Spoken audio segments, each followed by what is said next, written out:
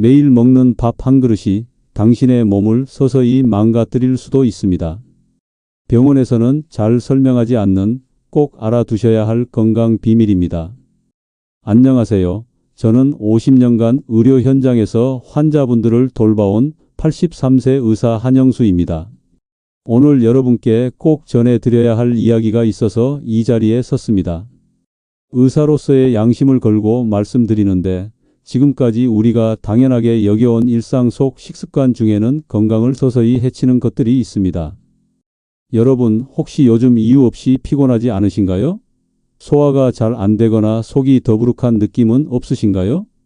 편리해서 자주 데워 먹는 밥, 그런데 혹시 건강엔 어떤 영향을 줄 수도 있다는 말씀 들어보셨나요? 지금 이 순간을 놓치면 평생 모른 채 지나갈 수도 있는 중요한 건강 정보입니다. 끝까지 보지 않으면 평생 후회할 수 있습니다. 지난주 제 병원에 오신 75세 최명환 씨의 이야기를 들려드리겠습니다. 평소 건강하다고 생각하셨던 분인데 지속적인 소화 불량과 만성 피로로 고생하고 계셨어요. 자세히 문진해 보니 혼자 사시면서 편의를 위해 밥을 한 번에 많이 지어서 냉동실에 보관해 두고 드시고 계셨습니다. 냉동과 해동을 반복하는 과정에서 전분 구조가 변화하고 우리 몸의 소화 시스템에 부담을 줄 수 있어요. 특히 우리 같은 고령층은 소화 기능이 예전만 못하기 때문에 더욱 주의해야 합니다. 왜 이런 중요한 정보를 병원에서는 자세히 알려주지 않을까요? 바쁜 진료 시간 때문일 수도 있고 때로는 근본적인 생활 습관보다 약물 처방에 더 집중하는 의료 환경 때문일 수도 있습니다. 하지만 저는 다릅니다. 50년 경력의 마지막 시간을 여러분의 진짜 건강을 위해 쓰고 싶습니다. 오늘 이 영상을 끝까지 보신다면 여러분의 밥상이 가장 든든한 약이 될 수 있다는 놀라운 이야기를 들으실 수 있습니다. 게다가 영상 마지막에는 밥 한 그릇의 효과를 2배 이상 높여주는 황금 습관도 공개해 드릴 예정입니다. 오늘 영상 중간에 끄시면 정말 중요한 걸 놓치실 수 있습니다. 저는 50년간 환자들을 진료해온 의사로서 이 정보를 꼭 전해야겠다는 마음으로 이 자리에 섰습니다. 이 내용은 여러분은 물론 사랑하는 가족과 이웃의 건강과도 깊이 연결되어 있습니다.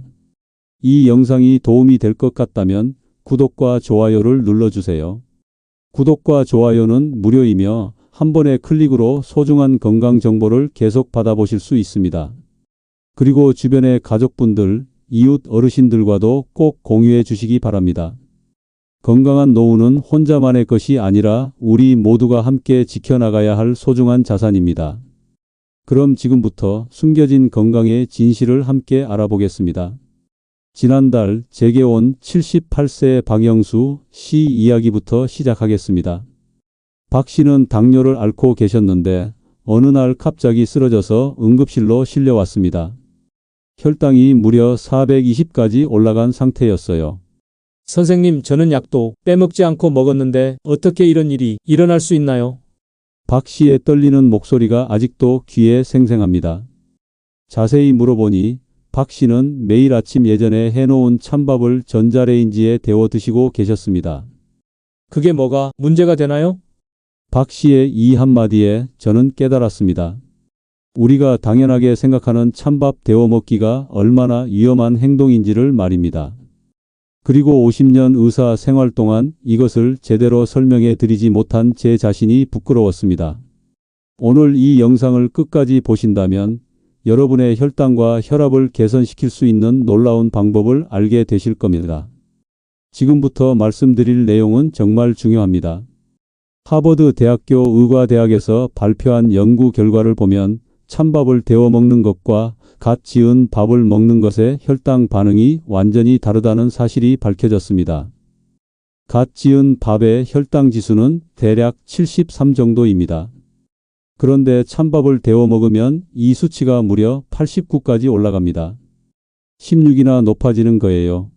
왜 이런 일이 일어날까요? 밥이 식으면서 전분의 구조가 바뀝니다. 이걸 저항성 전분이라고 하는데 처음에는 몸에 좋다고 알려져 있었어요.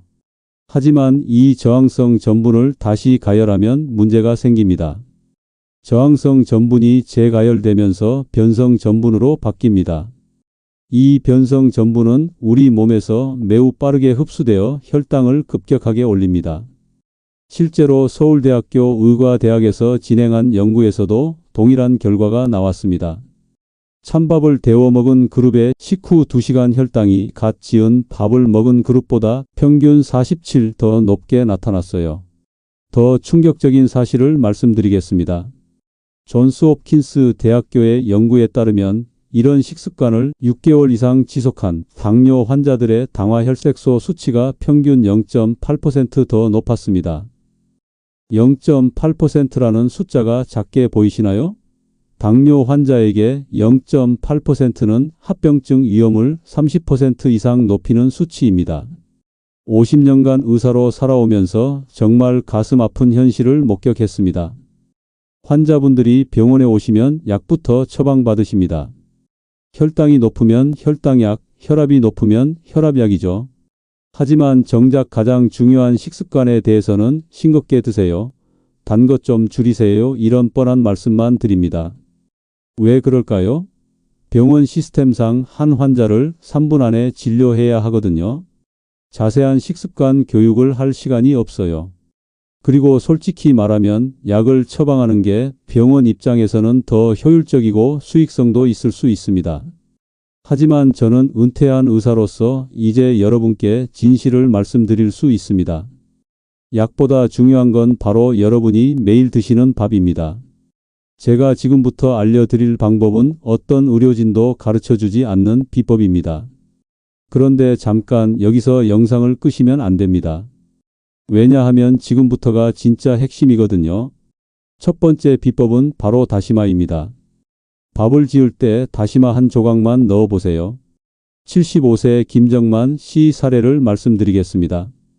김 씨는 당화혈색소가 8.9%나 되는 심각한 당뇨 환자셨어요. 정상 수치가 6.5% 이하인데 8.9%면 정말 위험한 상태였습니다. 선생님, 저는 이제 포기하고 싶어요. 약을 먹어도 수치가 안 떨어져요. 김 씨의 절망적인 표정을 보며 저는 이렇게 말씀드렸습니다. 약 드시는 것도 중요하지만 밥 지을 때 다시마 한 조각만 넣어보세요. 그리고 2주 후에 다시 오세요. 2주 후 김 씨가 웃으며 오셨어요. 선생님, 혈당이 떨어졌어요. 아침 공복 혈당이 180에서 145로 내려갔어요. 왜 이런 일이 일어났을까요? 다시마에 들어있는 알긴산이라는 성분이 탄수화물의 흡수 속도를 늦춰주기 때문입니다. 동국대학교 식품영양학과에서 실시한 연구에 따르면 다시마를 넣고 지은 밥의 혈당 지수는 일반 밥보다 23% 낮았습니다. 또한 식후 혈당 상승폭도 적게 나타났어요. 8주 후 김정만 씨의 당화혈색소는 8.9%에서 6.1%로 놀랍게 개선되었습니다. 선생님, 정말 믿어지지 않아요. 이렇게 간단한 방법으로 개선되다니요. 김 씨의 기쁨에 찬 목소리를 들으며 저는 확신했습니다. 답은 약이 아니라 밥상에 있다는 것을 말입니다. 그런데 여기서 멈추시면 안 됩니다. 2단계 방법을 놓치시면 정말 후회하실 거예요. 두 번째 비법은 콩입니다. 쌀에 불린 콩 한 줌만 넣어보세요. 82세 박순희 씨는 고혈압 때문에 20년간 약을 드시고 계셨습니다. 하지만 약을 먹어도 혈압이 자꾸 올라가서 약의 종류와 용량을 계속 늘려야 했어요.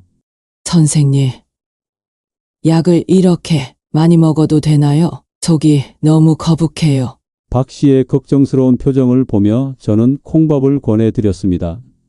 밥 지을 때 콩을 한 줌만 넣어보세요. 콩을 미리 2시간 정도 불려서 넣으시면 됩니다. 6주 후 박 씨가 환한 표정으로 오셨어요. 선생님, 혈압이 많이 내려갔어요. 아침에 재면 140대에서 125 정도로 떨어졌어요. 콩에 들어있는 성분이 혈관을 확장시키고 혈압을 낮춰주는 효과가 있기 때문입니다. 한양대학교 의과대학에서 진행한 연구에 따르면 콩밥을 3개월 이상 섭취한 고혈압 환자들의 혈압이 감소했습니다. 12주 후 박순희 씨는 혈압약을 절반으로 줄일 수 있었고 현재까지 정상 혈압을 유지하고 계십니다. 선생님, 정말 고마워요. 이제 속도 편하고 기분도 좋아졌어요. 하지만 여러분, 아직 끝이 아닙니다. 3단계를 놓치시면 지금까지의 노력이 반감될 수 있어요. 세 번째 비법은 들기름입니다. 밥 지을 때 들기름 반 숟갈만 넣어보세요. 67세 이명희 씨는 당뇨와 비만으로 고생하고 계셨습니다. 키 155에 몸무게가 78kg셨고 공복 혈당이 190을 넘나들었어요. 선생님, 살도 빼야 하고 혈당도 잡아야 하는데 어떻게 해야 할까요? 이 씨의 고민을 들으며 저는 들기름밥을 추천해 드렸습니다. 밥 지을 때 들기름을 반 숟갈만 넣어보세요. 그리고 평소보다 밥을 조금 적게 드세요. 기름을 넣으면 오히려 살이 찌는 거 아닌가요? 많은 분들이 이렇게 생각하시는데 완전히 잘못된 상식입니다. 연세대학교 의과대학 연구팀의 발표에 따르면 들기름에 들어있는 오메가3 지방산이 인슐린 감수성을 개선시켜 혈당 조절을 도와줍니다. 또한 포만감을 오래 유지시켜 과식을 방지하는 효과도 있어요. 8주 후 이명희 씨의 변화는 정말 놀라웠습니다. 몸무게는 8kg 감량되었고 공복 혈당이 30% 감소되었습니다. 무엇보다 놀라운 것은 허리 둘레가 7cm 감소되었습니다. 선생님, 정말 신기해요. 배고프지도 않고 자연스럽게 살이 빠졌어요. 이 씨의 기뻐하는 모습을 보며 저는 다시 한번 확신했습니다. 올바른 방법으로 밥을 지으면 약보다도 효과적일 수 있다는 것을 말입니다.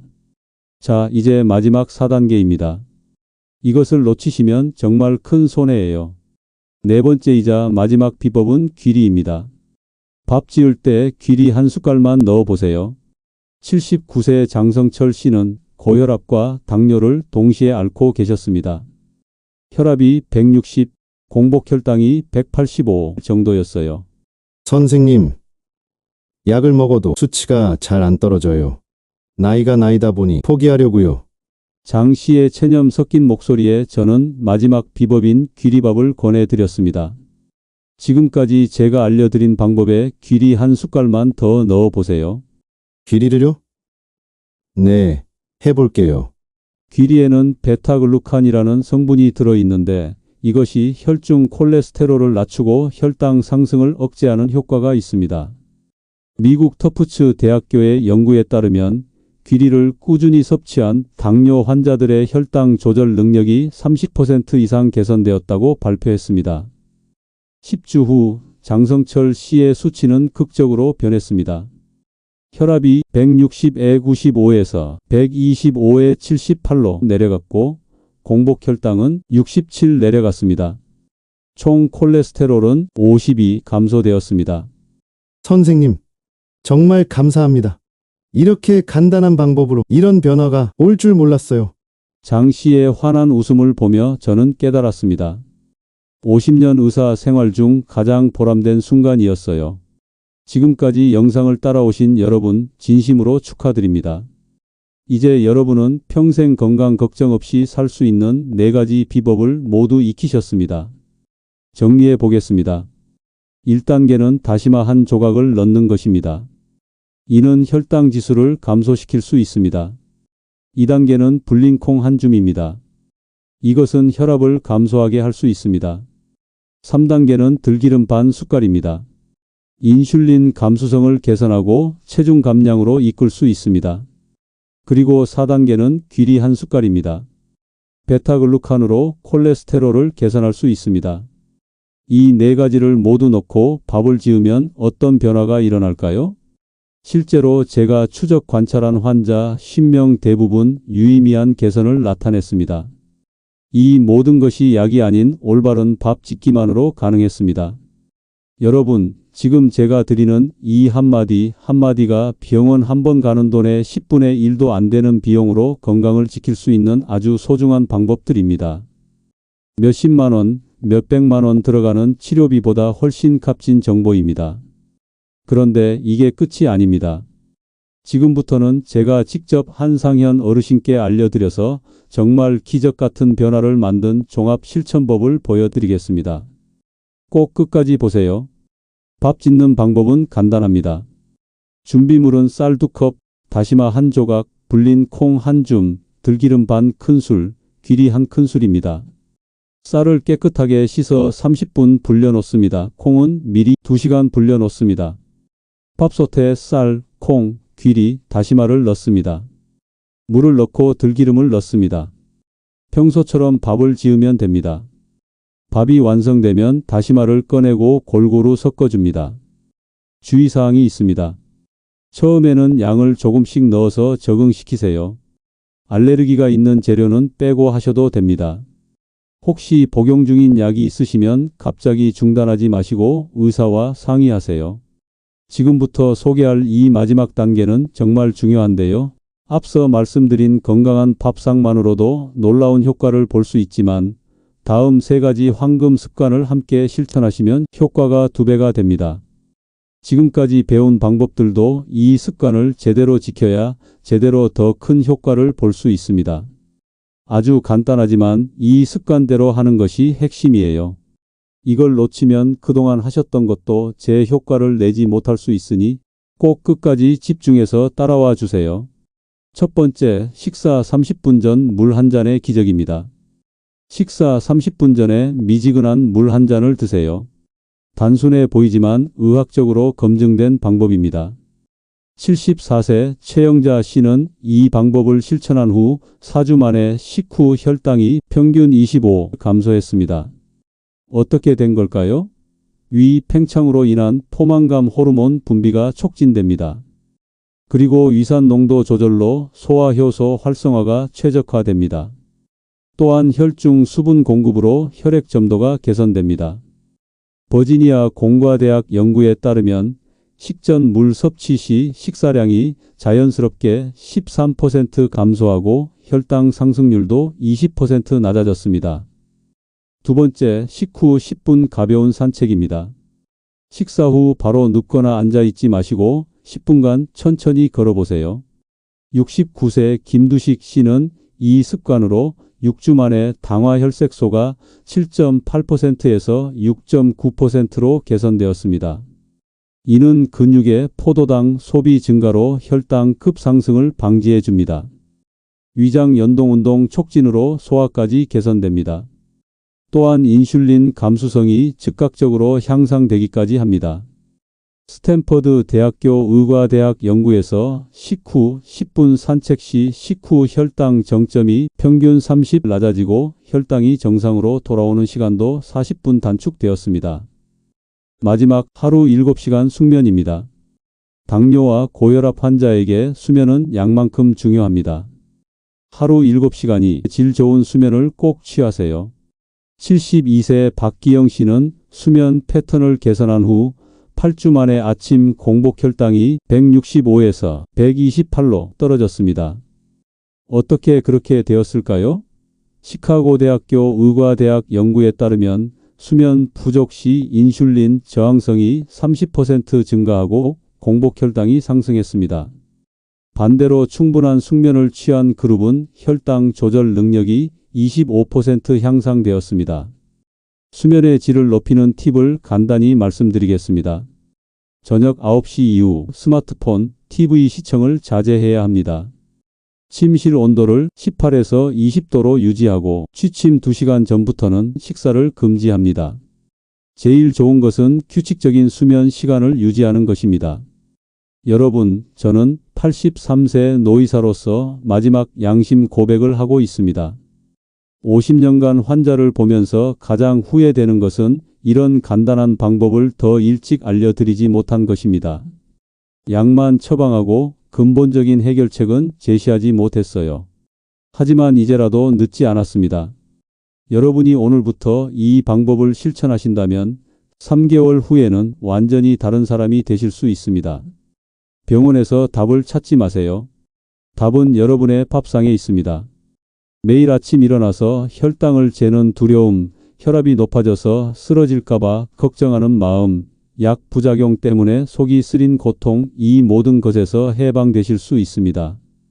제발 오늘부터 시작하세요. 내일부터가 아니라 오늘 저녁밥부터 시작하세요.